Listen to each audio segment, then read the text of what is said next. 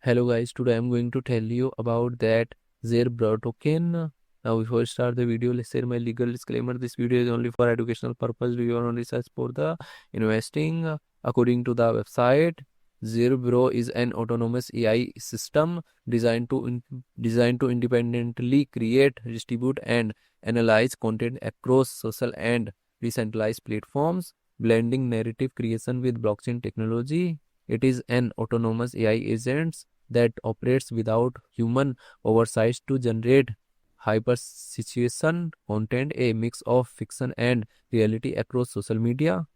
The system is built on a multi-chain architecture, primarily using Solana for its token, Polygon for digital art, and Bitcoin for inscriptions. Its native Zerebro token facilitates ecosystem transactions and governance, supporting the AI's autonomous operation and community interactions. Zerebro project institution rating is 3.5. Zerebro token total supply is around 999.95 million and circulating supply is also 999.94 million. Zerebro token. Zerebro token is listed on Binance Alpha, Bybit, KuCoin, and other exchanges.